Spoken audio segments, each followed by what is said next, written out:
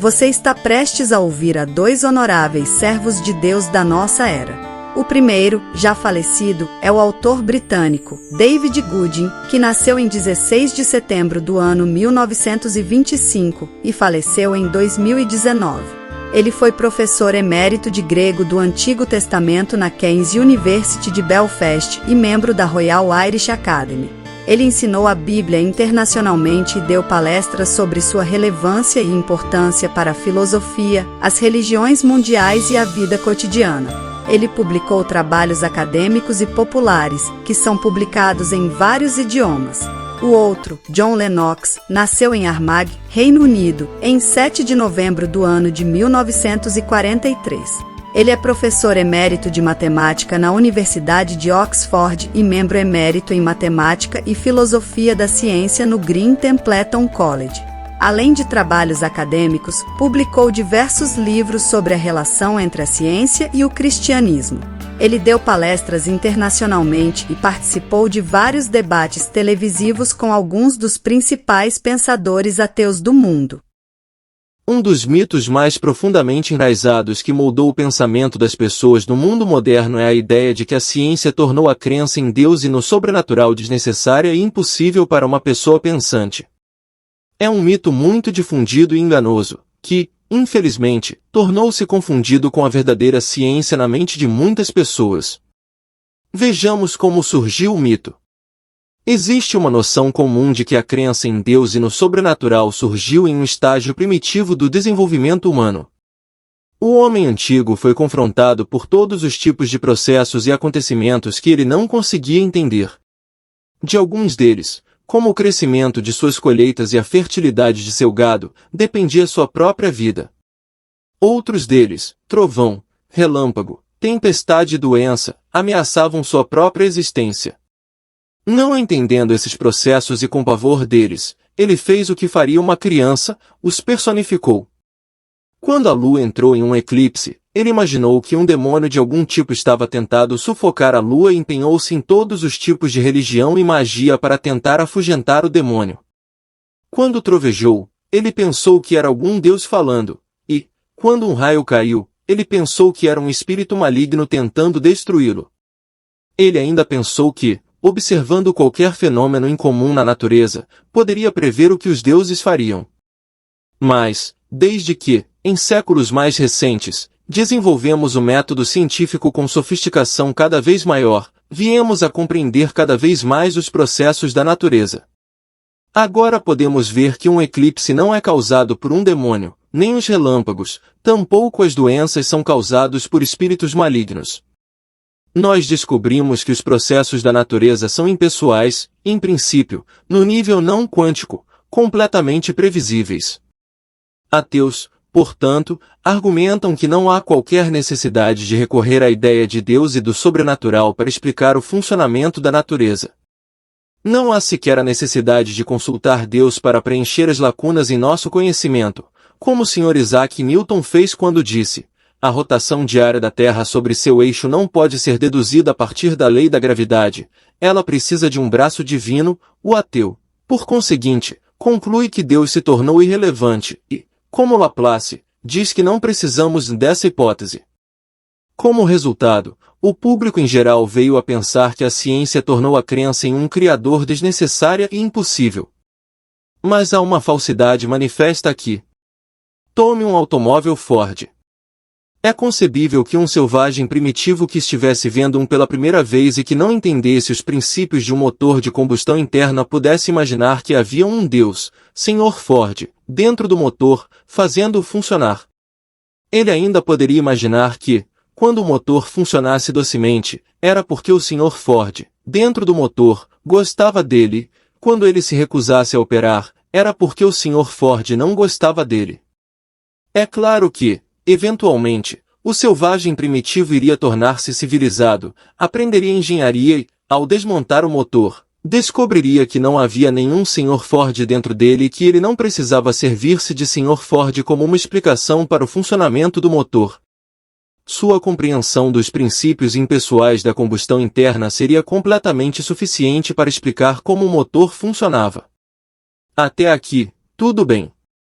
Mas, Se ele, então, decidisse que sua compreensão dos princípios do motor de combustão interna havia tornado impossível acreditar na existência de um Sr. Ford, que projetou o motor, isso seria evidentemente falso.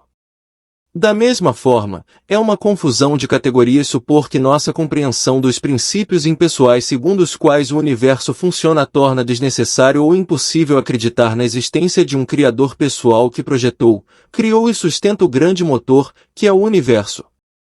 Em outras palavras, não devemos confundir os mecanismos pelos quais o universo funciona com sua causa. Cada um de nós sabe distinguir entre o movimento conscientemente voluntário de um braço para um propósito e uma contração involuntária de um braço, induzido pelo contato acidental com uma corrente elétrica. Neste momento, no entanto, aqueles que acreditam no mito tendem a responder da seguinte maneira: bem, pode haver um Deus fora do universo que o colocou em funcionamento em primeiro lugar. Mas, na verdade, nada pode ser conhecido sobre ele, e não é tarefa da ciência especular sobre sua possível existência. Por outro lado, com base no que nós conhecemos sobre o funcionamento do universo, podemos afirmar que, mesmo que exista um Deus fora do universo, ele não interfere em seu funcionamento, não pode e nunca irá. E, assim, a ciência torna impossível acreditar na alegação cristã de que Deus invadiu a natureza na pessoa de Jesus Cristo. Vamos, agora, investigar como surge essa parte do mito. Foi uma das magníficas realizações da ciência, além de descrever o que se passa no universo, descobrir as leis invariáveis que regem seu funcionamento. É importante, aqui, entender e admitir o que os cientistas afirmam sobre a natureza dessas leis. Elas não são simplesmente descrições do que acontece. Elas surgem de nossa percepção dos processos essenciais envolvidos. Elas nos dizem que, sendo as coisas como são, a natureza não apenas funciona dessa forma, ela deve funcionar dessa forma e não pode funcionar de outra maneira. As leis não descrevem apenas o que aconteceu no passado, desde que nós não estejamos trabalhando em nível quântico, elas podem prever com êxito o que vai acontecer no futuro com tal precisão que, por exemplo, a órbita da Estação Espacial Mir pode ser precisamente calculada, e os desembarques em Marte são possíveis. Por isso, é compreensível que muitos cientistas se ressintam com a ideia de que algum Deus poderia arbitrariamente intervir e alterar, suspender ou inverter o funcionamento da natureza. Com efeito, isso pareceria contradizer as leis imutáveis e, assim, derrubaria a base para a compreensão científica do universo. Mas, bem aqui, espreita outra falsidade que o falecido professor C.S. Lewis ilustrou pela seguinte analogia. Se, nesta semana, eu colocar 1000 rublos na gaveta da minha escrivaninha, adicionar 2000 na semana seguinte e outros 1000 na próxima semana, as leis imutáveis da aritmética me permitem prever que, na próxima vez que eu vier até minha gaveta, encontrarei 4000 rublos. Mas suponha que, na próxima vez em que eu abrir a gaveta, ache apenas 1000 rublos, o que devo concluir? Que as leis da aritmética foram quebradas. Certamente não. Eu posso concluir, de forma mais razoável, que algum ladrão quebrou as leis do Estado e roubou 3000 rublos da minha gaveta. Uma coisa que seria ridículo afirmar é que as leis da aritmética tornam impossível acreditar na existência de tal ladrão ou na possibilidade de sua intervenção. Ao contrário, é o funcionamento normal dessas leis que expuseram a existência e a atividade do ladrão.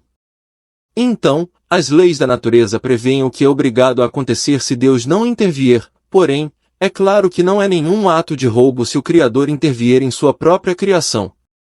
Argumentar que as leis da natureza nos impossibilitam de crer na existência de Deus e na possibilidade de sua intervenção no universo é claramente falso. Seria como afirmar que uma compreensão das leis do motor de combustão interna torna impossível acreditar que o Sr. Ford ou um de seus mecânicos poderia intervir e remover a cabeça do cilindro de um automóvel. É claro que eles poderiam intervir. Além disso, essa intervenção não destruiria essas leis. As mesmas leis que explicaram por que o motor funcionou com a cabeça do cilindro agora explicariam por que ele não funciona com a cabeça removida. De passagem, nós devemos observar que a crença em Deus como Criador, longe de inibir a descoberta das leis da natureza, foi, historicamente, uma das principais motivações na busca por elas. O Sr. Alfred North Whitehead, reconhecido como um dos mais eminentes historiadores da ciência, disse: os homens tornaram-se científicos porque esperavam lei na natureza, e eles esperavam lei na natureza porque acreditavam em um legislador. Exemplos de tais homens abundam, só é preciso pensar em Newton, Kepler, Faraday e Clerk Maxwell. Todos eles concordariam com Einstein que a ciência sem religião é cega, e a religião sem ciência é manca. Nesse ponto, os proponentes do mito bem podem replicar, admitindo, em prol da discussão, que não é anticientífico reconhecer a possibilidade teórica de que algum Deus, ou outro, pode ter intervindo em nosso mundo. Que evidência real existe de que qualquer evento sobrenatural do tipo já aconteceu? Os cristãos responderão, naturalmente, que existem evidências abundantes na concepção milagrosa, nos milagres e na ressurreição de Jesus Cristo. Isso será contestado. Que tipo de evidência é essa? E como você pode esperar que nós a aceitemos? Afinal, ela vem do Novo Testamento, que foi escrito em uma época pré-científica, quando as pessoas não entendiam as leis da natureza e, por isso mesmo, estavam todas muito prontas a acreditar que um milagre havia ocorrido quando ele não havia. Aqui está uma falsidade adicional. Tome, por exemplo, a história do Novo Testamento de que Jesus nasceu de uma virgem, sem um pai humano. Dizer que os primeiros cristãos acreditavam neste milagre porque não entendiam as leis da natureza que regem a concepção e o nascimento das crianças, francamente, é um absurdo. Eles sabiam tudo sobre as leis fixas da natureza de acordo com as quais as crianças nascem.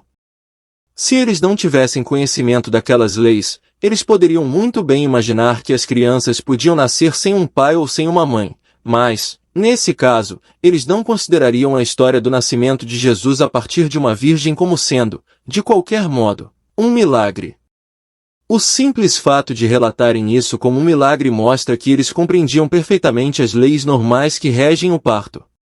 Na verdade, a menos que alguém compreenda primeiro que existem leis que normalmente regem eventos, como alguém concluiria que um milagre havia ocorrido? Ou tome outro incidente. Lucas, que era um médico treinado na ciência médica de sua época, começa a sua biografia de Cristo levantando essa mesma questão, Lucas 1 versos 5 a 25. Ele conta a história de um homem, Zacarias, e de sua esposa, Isabel, que, por muitos anos, oravam por um filho, porque ela era estéril. Quando, na sua velhice, um anjo lhe apareceu e lhe disse que suas antigas orações estavam prestes a serem respondidas e que sua esposa iria conceber e dar à luz um filho, ele, muito educada, mas firmemente, recusou-se a acreditar nisso. A razão que ele deu foi a de que ele agora estava velho e o corpo de sua esposa decrépito. Para ele e sua esposa, terem um filho nesta fase iria contra tudo que eles sabiam das leis da natureza.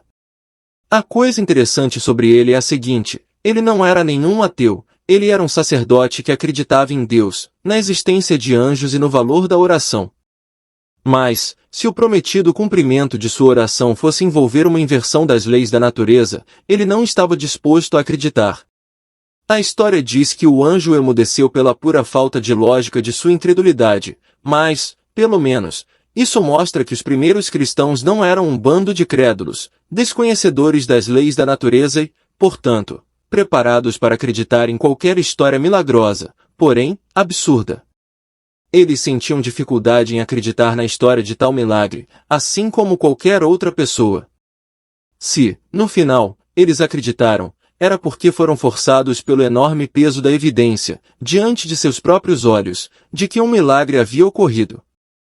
Similarmente, em seu relato do avanço do cristianismo, Atos dos Apóstolos, Lucas nos mostra que a primeira oposição à mensagem cristã da ressurreição de Jesus Cristo veio não de ateus, mas dos sumos sacerdotes saduceus no judaísmo. Eles eram homens altamente religiosos. Eles acreditavam em Deus. Eles recitavam suas orações.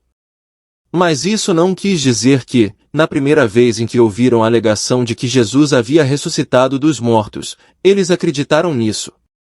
Eles não acreditaram, pois haviam abraçado o pensamento popular que não permitia a possibilidade de tal milagre como a ressurreição corporal de Jesus Cristo, Atos 23 verso 8. Supor, então, que o cristianismo nasceu em um mundo pré-científico de crédulos é simplesmente falso para com os fatos. O mundo antigo conhecia, tão bem quanto conhecemos, a lei da natureza de que corpos mortos não se levantam das sepulturas. O cristianismo ganhou seu caminho por meio do puro peso da evidência de que um homem realmente ressuscitou dos mortos, apesar das leis da natureza. Algumas pessoas, hoje, que mantêm um pensamento popular semelhante ao dos antigos saduceus, equivocadamente tentam tornar a mensagem cristã mais crível para a mente científica, eliminando completamente o elemento miraculoso do Novo Testamento e apresentando apenas o ensino ético de Jesus. Mas a ideia não funcionará, pois, em primeiro lugar, o próprio Novo Testamento declara que a ressurreição de Cristo não é alguma decoração superficial na mensagem cristã, ela constitui seu coração. Corte o coração, e você destruirá a mensagem. E, quando o próprio Novo Testamento declara ser esse o caso, é inútil para as pessoas, 2000 anos mais tarde, argumentarem que você pode cortar o milagroso e ainda ficar com um cristianismo viável, 1 Coríntios 15.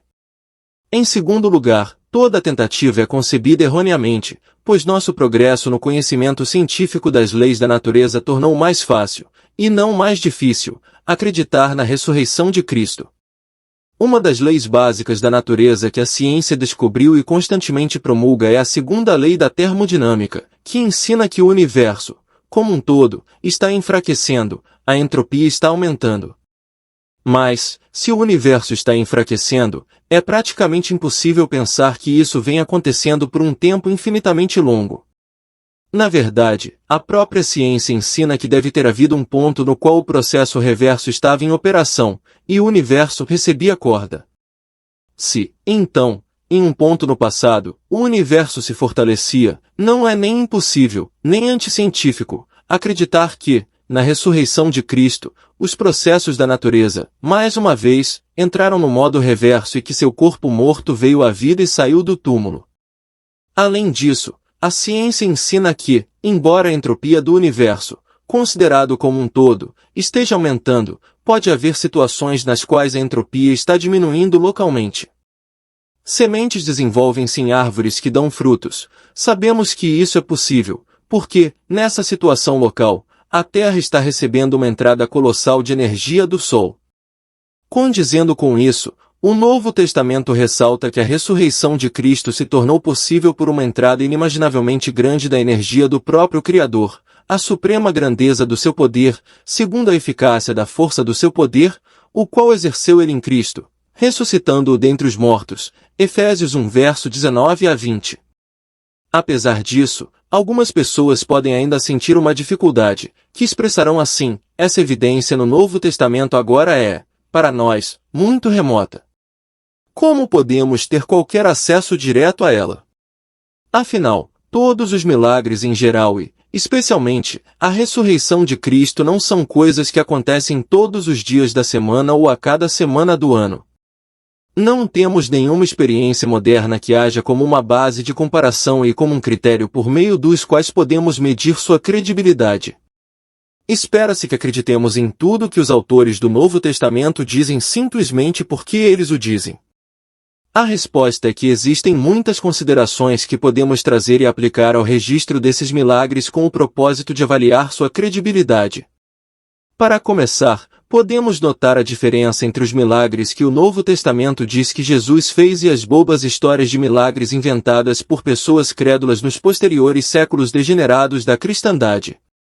Nessas histórias posteriores, imagens de pedra choram lágrimas de sangue, lobos se transformam em seres humanos, e aves surgem de pedaços de argila.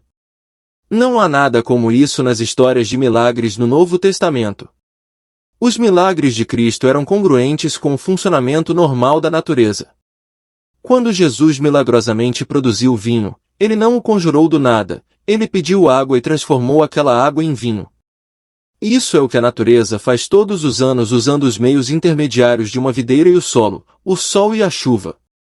Se Cristo tivesse incongruentemente produzido vinho do nada, nós poderíamos supor que havia algum poder mágico estranho, sem nenhum respeito pela natureza e pelas suas leis. Os milagres de Cristo mostram um respeito pela natureza, como se poderia esperar do Criador da natureza.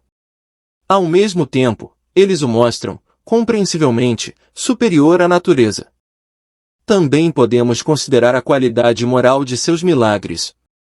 Nenhum nunca foi feito para prejudicar alguém, nem mesmo para destruir seus inimigos. Instrutivos, também, são os termos que o Novo Testamento usa para os milagres de Jesus. Às vezes, eles são chamados por uma palavra que denota um ato de poder. Em outras ocasiões, eles são referidos por uma palavra que significa uma maravilha ou um prodígio.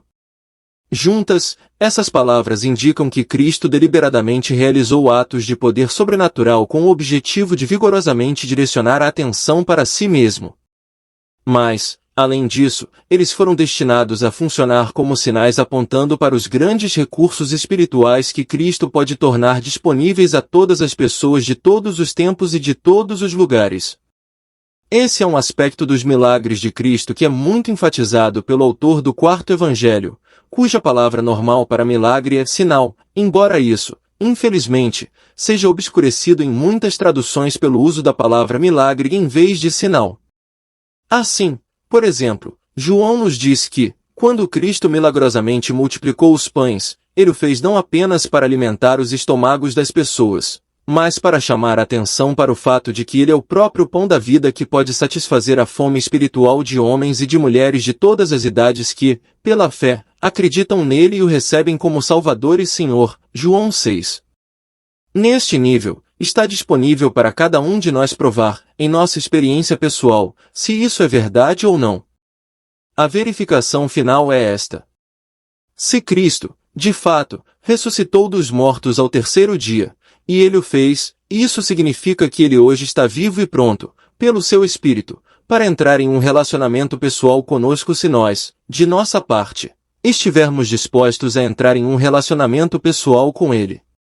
Como em qualquer relacionamento, você não pode experimentar e provar a sua realidade, a menos que esteja disposto a entrar nele. Mas a possibilidade de entrar nele está aberta a todos nós. Isso é o que João quer dizer quando fala dos milagres de Jesus. Estes, porém, foram registrados para que creiais que Jesus é o Cristo, o Filho de Deus, e para que, crendo, tenhais vida em seu nome. João 20 verso 31. Aqui, então, está um experimento que qualquer um, e todos, podem fazer. Se Jesus é realmente o Filho de Deus, o Evangelho de João vem a nós com a sua autoridade. É a maneira de Deus entrar em contato conosco.